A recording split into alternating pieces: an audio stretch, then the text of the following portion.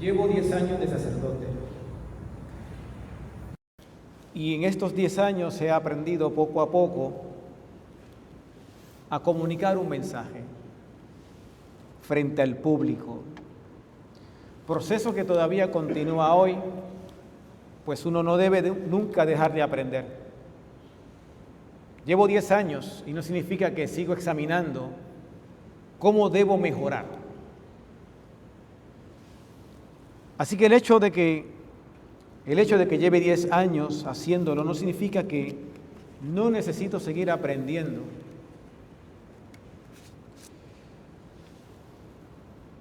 Aparece el miedo frente al mensaje. Algunos de manera natural cogen un micrófono en público y comienzan a hablar como si fuera pez en el agua, como si lo hubieran hecho toda la vida. No es mi caso. Otros, en cambio, tan solo ven que la idea de que tienen que expresar algo frente a la gente y tomar el micrófono, aunque sea un pequeño grupo, huyen como el diablo a la cruz. El miedo, de alguna manera, les hace colapsar. Y es que cuando uno da un mensaje, abre la boca y te expones.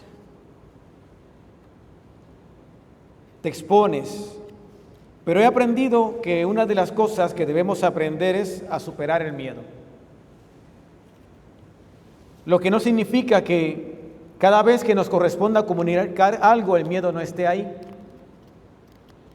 De manera que cuando uno va a comunicar un mensaje, debe aprender a perder el miedo, mas no el respeto. Debemos aprender a perder el miedo, pero no el respeto. Como decía, llevo 10 años, he aprendido a perder el miedo, pero no el respeto al mensaje. Cada vez que me corresponde hablar, sé que no vengo a entretenerlos, no vengo a cumplir un requisito, sino vengo a comunicar un mensaje. Y por el hecho de que ese mensaje es importante, le tengo respeto, porque el mensaje no es mío, es de Dios. Es de Dios. Hoy hay mucho ruido, pero poco mensaje. Mucho ruido, poco mensaje. Vivimos en una avalancha de comunicaciones que salen a diario en las redes sociales. Hay muchos de ellos que valen la pena. Otros, basura digital.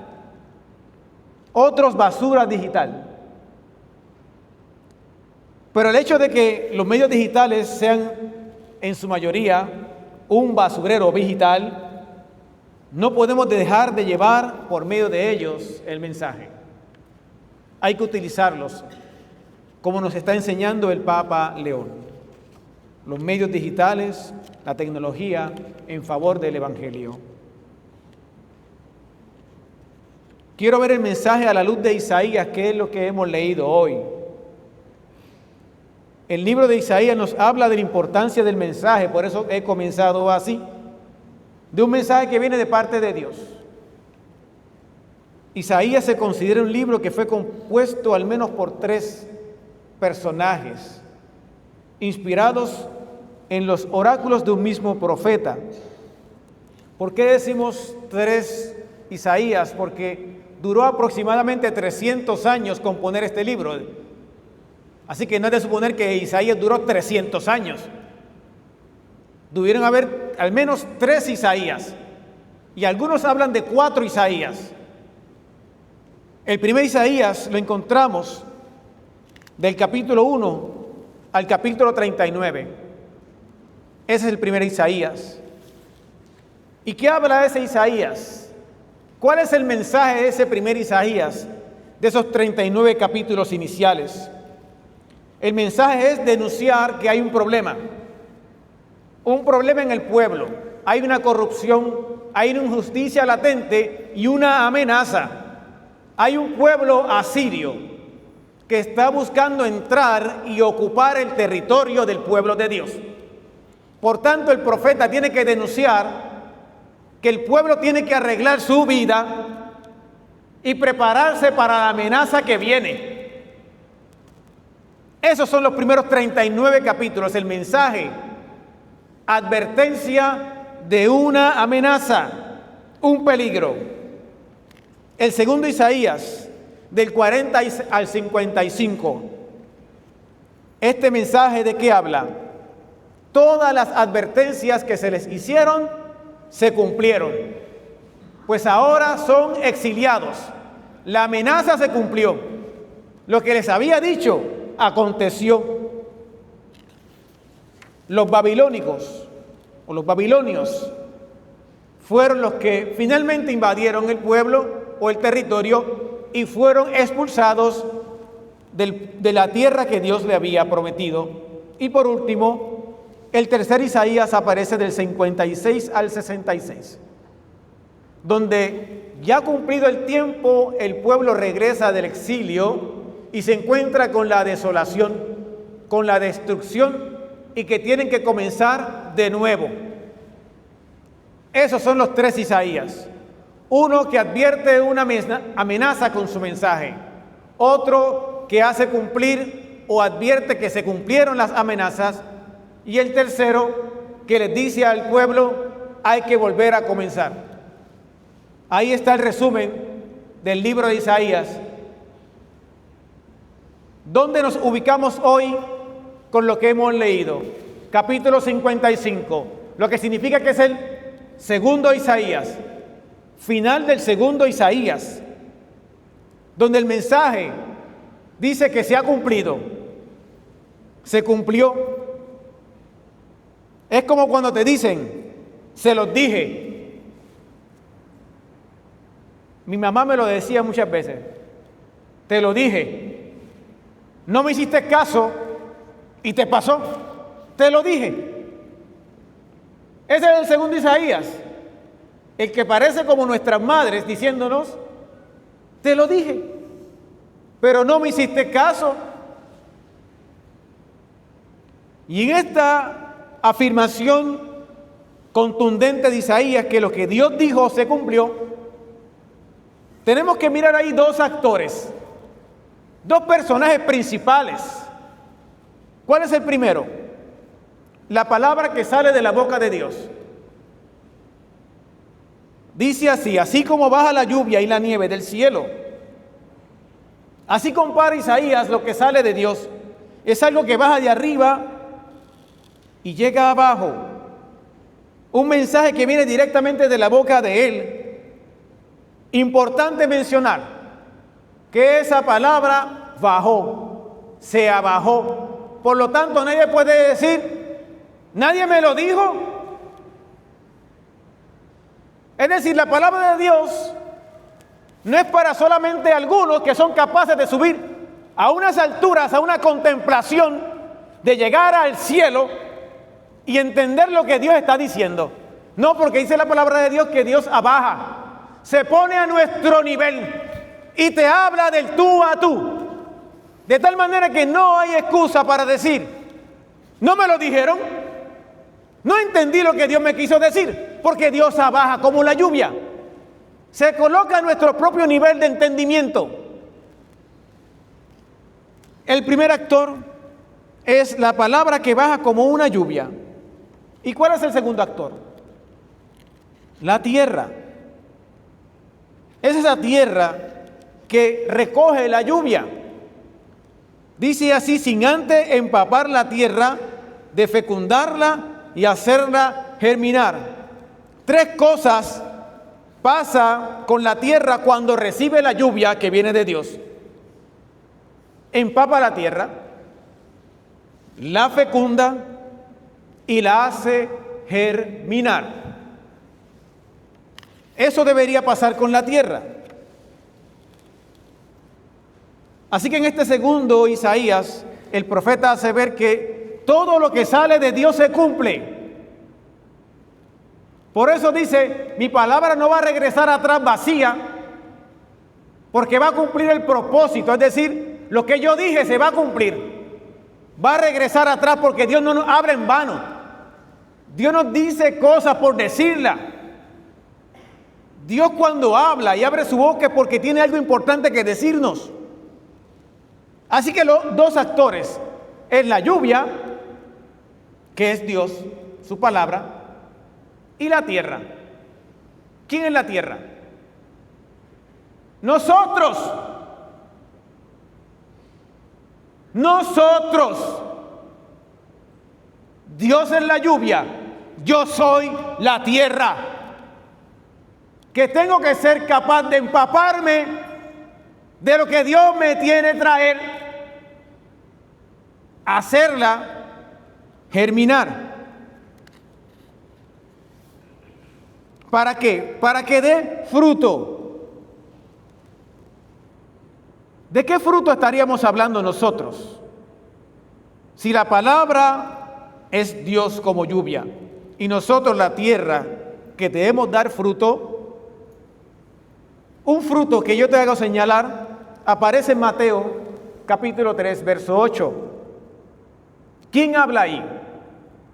Habla Juan el Bautista y dice así: produzcan el fruto de una sincera conversión.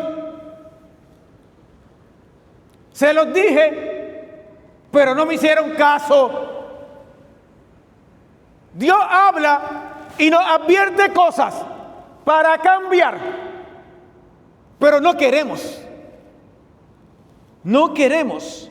Por tanto, cuando uno escucha la voz de Dios en su conciencia y toma acción de esa palabra, da el fruto del arrepentimiento y la conversión de vida.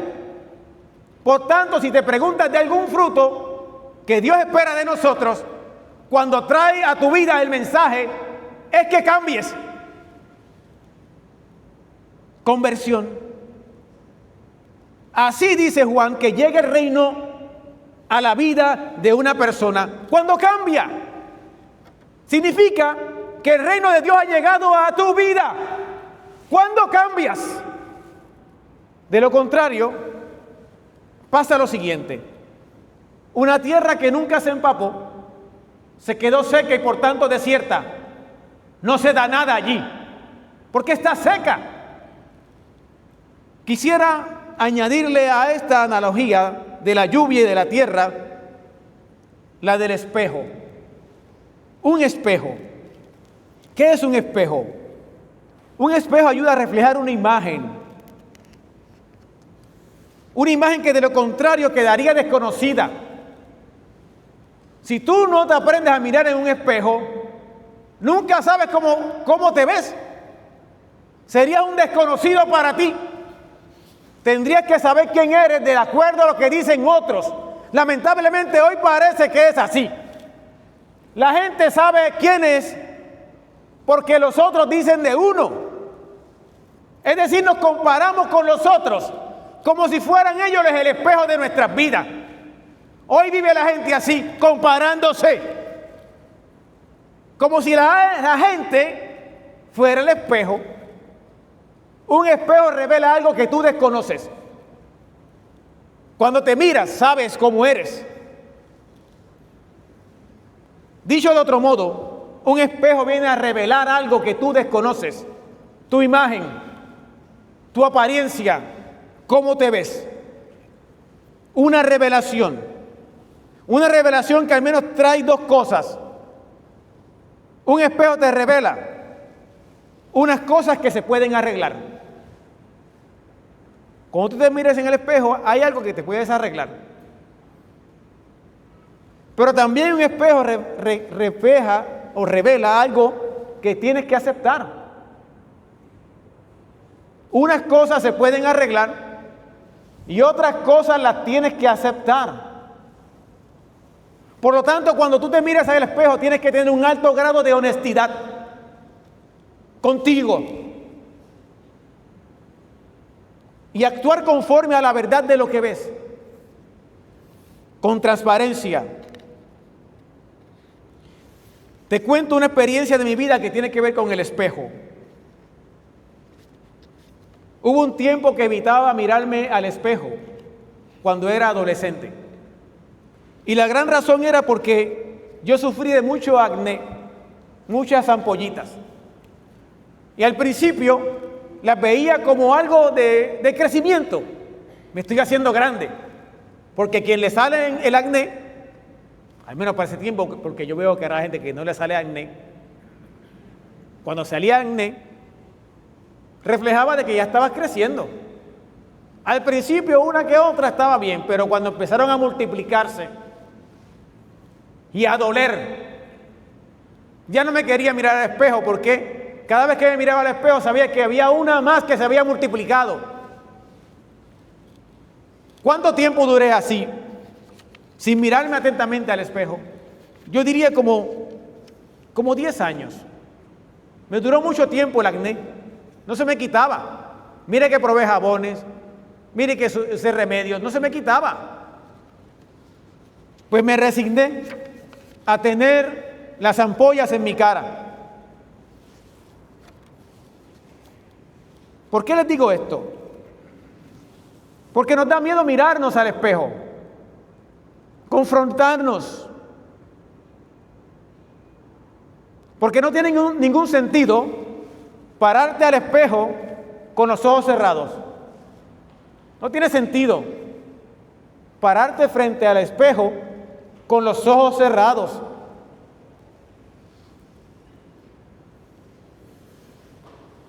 Y yo presento el mensaje como un espejo. El mensaje tiene que verse como un espejo, donde yo tengo que aprenderme a mirar a través de él. Ese es mi espejo, el espejo de mi alma. Es el mensaje que viene de parte de Dios. Y ahí yo me miro. Pero hay gente que no quiere mirarse porque tiene los ojos cerrados. Dios reveló algo, pero la gente no le quisieron recibir. Les recuerdo los dos actores, la lluvia y la tierra. Si la lluvia llega, pero el terreno no está dispuesto a recibir la lluvia, puede caer un diluvio. Puede caer un diluvio y permanecerá seco, porque no quiere recibir el mensaje. No lo queremos recibir. Tu tierra permanecerá seca, desértica, es decir, no tendrá ningún efecto en tu vida el mensaje. Lo mismo pasaría si yo me coloco frente a un espejo, o bien coloco el espejo frente a un muerto. Un muerto no se puede mirar porque tiene los ojos cerrados.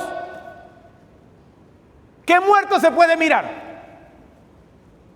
Los muertos tienen los ojos cerrados. Y si yo aplico esto a la misa y voy a mirar para acá, por si acaso, si en la misa aparece la palabra, que ese es el espejo donde yo voy a mirarme, pero tengo los ojos cerrados, la palabra sale frente a un muerto. ¿Cuántos vienen a la misa como un muerto? No miran el mensaje. De eso estoy hablando. De eso me refiero. Dejemos atrás toda la analogía que acabo de mencionar.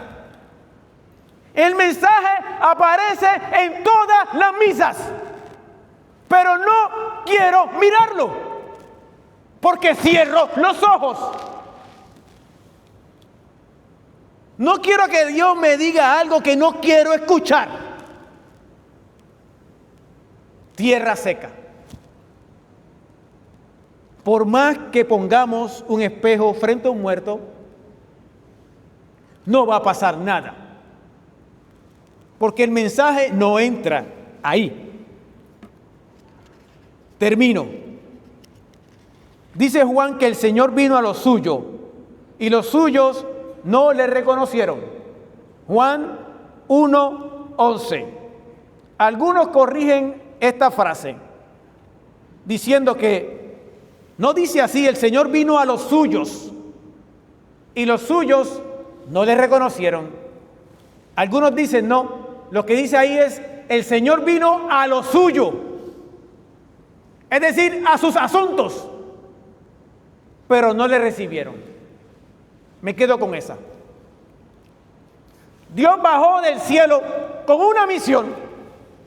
No vino de un pasadía, vino a traer un mensaje. Porque dice Juan que Él es la palabra, y si la palabra es como la lluvia que baja, pues Dios, Jesucristo, estaba en el cielo y bajó como la lluvia. Pero como no le recibieron, no sé si se entiende eso. La lluvia bajó, pero los suyos no le recibieron, no acogieron el mensaje. Vino como la lluvia, pero la gente se quedó seca.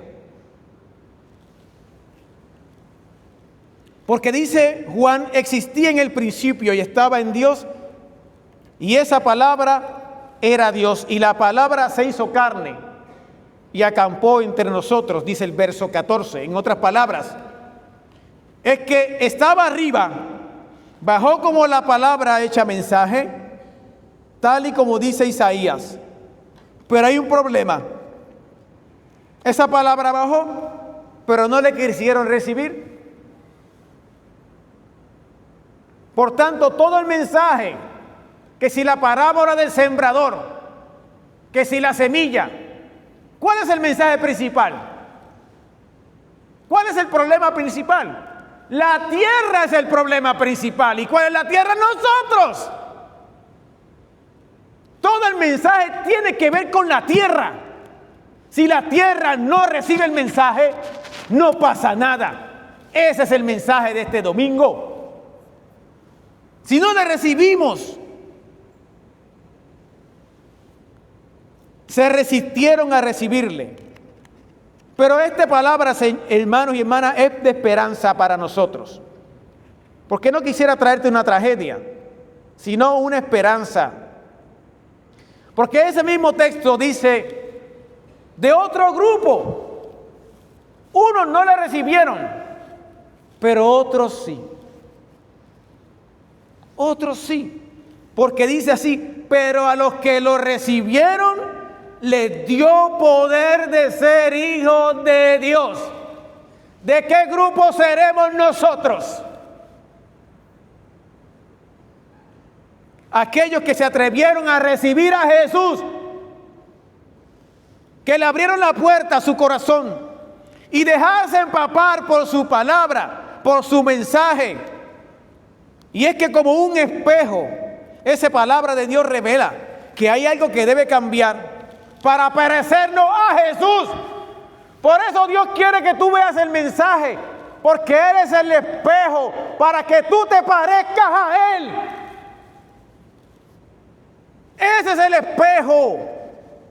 La palabra sale a mi encuentro como una oportunidad de parecerme a Jesús, el más bello de los hombres, como dice el Salmo.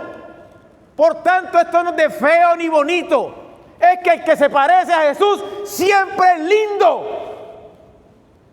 No es nuestra apariencia física, es nuestra alma. Se ha embellecido con el empapamiento de la palabra de Jesús. Esa es la gran belleza. Por eso, hermano, ábrete al mensaje. No cierren los ojos. Que mirarse en el espejo no es solamente para mirar las faltas, sino es que aún en medio de mis faltas puedo ver a Jesús que está ahí y quiere limpiar mi espejo para que yo me parezca a Él cada domingo. Entonces es una gran oportunidad de mirarnos ahí y que el Señor siga limpiando ese espejo y yo pueda corregir la imagen de hijo de Dios. Porque si alguno es oidor de la palabra, dice Santiago, y no la practica, se parece a un hombre que se mira en el espejo, pero da la vuelta y enseguida se olvida cómo era. Por tanto, la clave es que si tú te enfrentas al mensaje y Dios te dice algo, ¿sabes qué? Tienes que practicarlo. Esto no es simplemente para mirarse, es para cambiar. Domingo no es para mirar, es para cambiar. Así que Santiago, capítulo 1, verso 23, me dice: en cambio, aquel que considera la ley como lo más alto, es decir, la palabra, y no como un oidor olvidadizo, sino como un verdadero cumplidor, será feliz. Será feliz. Por tanto, cuando me miro al espejo, Dios me dice que cambie y ese fruto se da, seré feliz. Porque al final del día, ese es el fruto que el Señor quiere con su mensaje, tu felicidad. Que el Señor nos bendiga.